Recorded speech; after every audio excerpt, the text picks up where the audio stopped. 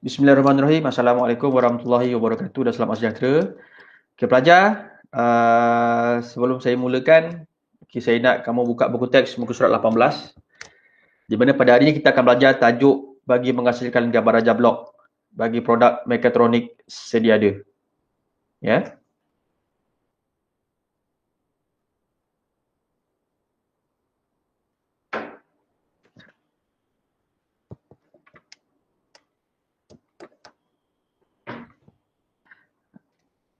Okey, baiklah. Yang pertama sekali,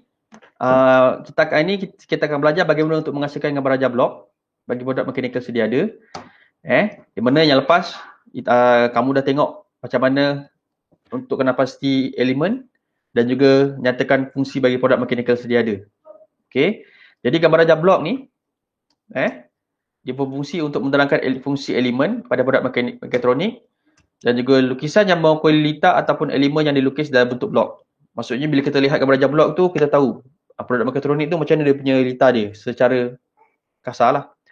Bola tanda anak panah digunakan untuk menunjukkan urutan blok dan dilabelkan mengikut fungsi, nama atau litar yang terlibat.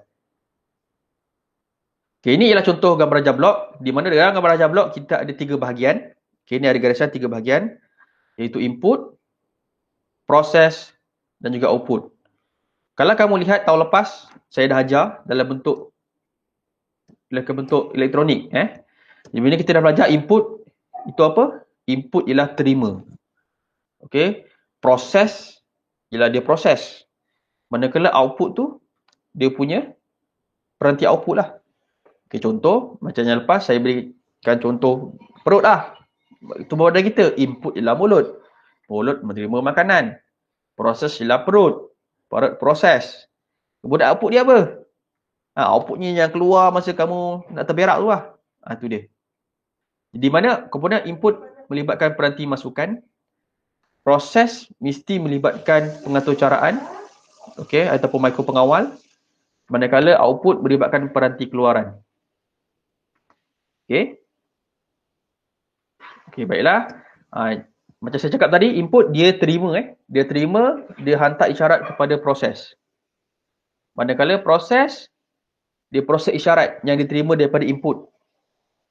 Manakala output, terima isyarat daripada proses dan melaksanakan. Melaksanakan arahan yang diterima. Okey.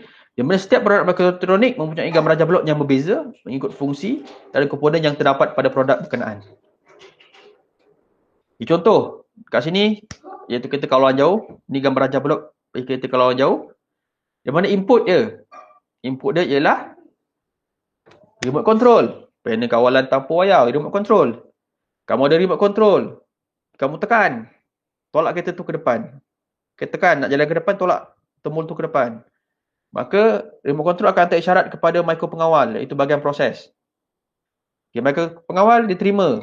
Oh, aku terima isyarat. Dia nak ke depan. Dia proses. Okey, nak ke depan.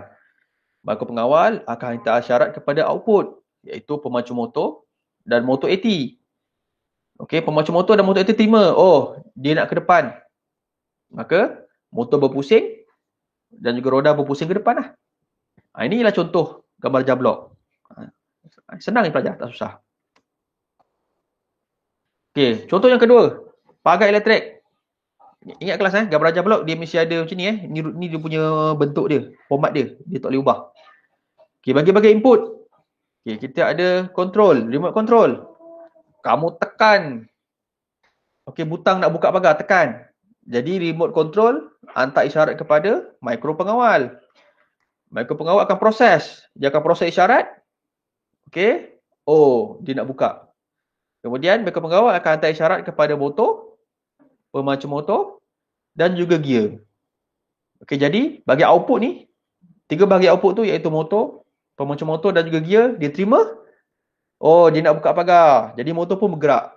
Semua ni bergerak dan hasilnya pintu pagar pun bergerak terbuka. Okey.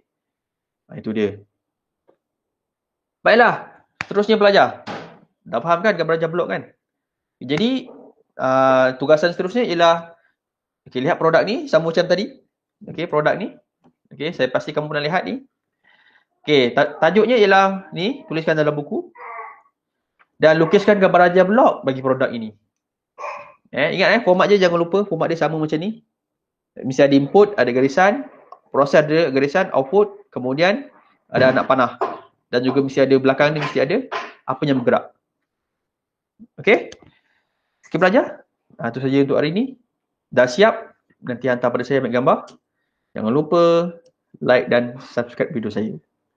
Okay, kita jumpa lagi. Bye.